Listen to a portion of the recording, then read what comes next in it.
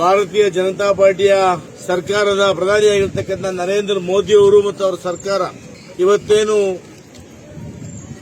ಆ ಹೆಣ್ಣು ಮಕ್ಕಳು ಬಳಸತಕ್ಕಂಥ ಗ್ಯಾಸ್ ಬೆಲೆಯನ್ನು ಹೆಚ್ಚಿಗೆ ಮಾಡಿದ್ದಾರೆ. ಪ್ರತಿದಿನ ಬಳಸತಕ್ಕಂಥ ದಿನಸಿಗಳ ಬೆಲೆಯನ್ನ ಹೆಚ್ಚಿಗೆ ಮಾಡಿದ್ದಾರೆ.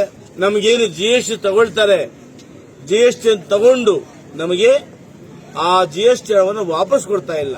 ಮತ್ತು ಕೇಂದ್ರ ಸರ್ಕಾರ ಎಲ್ಲ ರಂಗಗಳಲ್ಲಿ ಕೂಡ ವಿಫಲವಾಗಿದೆ ಅಂತೇಳಿ ಇವತ್ತು ನಮ್ಮ ರಾಜ್ಯ ಅಧ್ಯಕ್ಷರಾಗಿರ್ತಕ್ಕಂಥ ಸನ್ಮಾನ್ಯ ಡಿ.ಕೆ. ಶಿವಕುಮಾರ್ ಅವರು, ಮುಖ್ಯಮಂತ್ರಿ ಆಗಿರ್ತಕ್ಕಂಥ ಸನ್ಮಾನ್ಯ ಸಿದ್ದರಾಮಯ್ಯನವರು, ಜಿಲ್ಲಾ ಉಸ್ತುವಾರಿ ಮಂತ್ರಿಗಳಾಗಿರ್ತಕ್ಕಂಥ ಸನ್ಮಾನ್ಯ ಸುರೇಶ್ ಅವರು ಆದೇಶದ ಮೇರೆಗೆ ಈ ದಿನ ಬಂಗಾರಪೇಟೆ ವಿಧಾನಸಭಾ ಕ್ಷೇತ್ರದಿಂದ ಬೆಂಗಳೂರಿನಲ್ಲೇನಿವತ್ತು ನಾವು ಬಿಜೆಪಿ ಸರ್ಕಾರದ ವಿರುದ್ಧವಾಗಿ ಧರಣಿ ಮಾಡಲಿಕ್ಕೆ ಬಂಗಾರಪೇಟೆ ತಾಲೂಕಿನಿಂದ ನಾವೆಲ್ಲ ಕೂಡ ಇವತ್ತು ಸುಮಾರು 8-10 ಬಸ್ಗಳಲ್ಲಿ 50 ಕಾರುಗಳಲ್ಲಿ ಇವತ್ತು ನಾವು ಸುಮಾರು 1,000ಕ್ಕೂ ಹೆಚ್ಚು ಜನ ಇವತ್ತು ನಾವು ಆ ಫ್ರೀಡಂ ಪಾರ್ಟಿ ಇರತಕ್ಕಂಥ ಧರಣಿಯಲ್ಲಿ ಪಾಲ್ಗೊಳ್ಳಲು ಹೊರಡ್ತಾ ಇದ್ದೀವಿ. ನಮ್ಮ ಉದ್ದೇಶ ಇಷ್ಟೇ.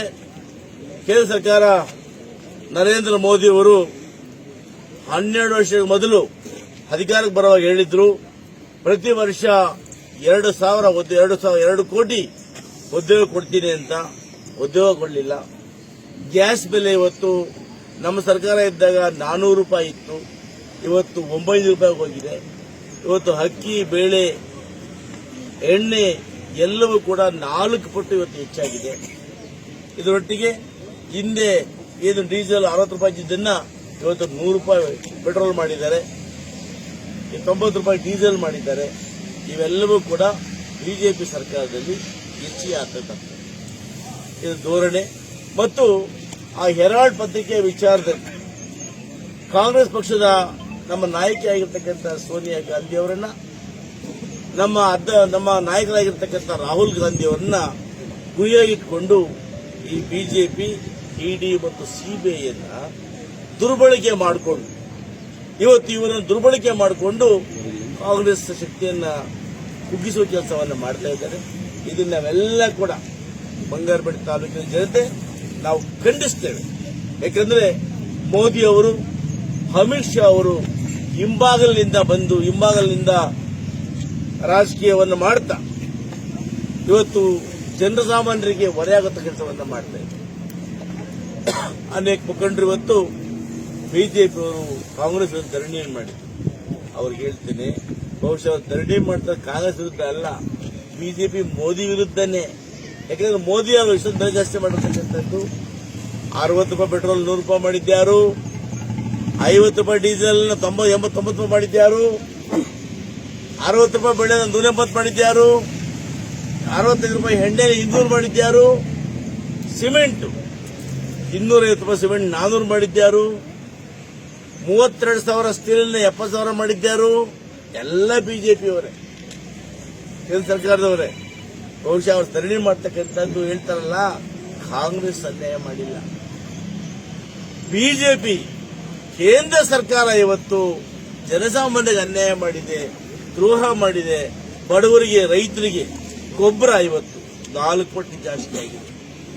ಆಮೇಲೆ ಡ್ರಿಪ್ ಗೊಬ್ಬರ ಇವತ್ತು ನಮ್ಮ ಕಾಲದಲ್ಲಿ 850 ರೂಪಾಯಿ ಇತ್ತು, ಇವತ್ತು 5,000 ಆಗಿದೆ. ಇದು ಬಿಜೆಪಿ ಮಾಡ್ತಕ್ಕಂಥದ್ದು.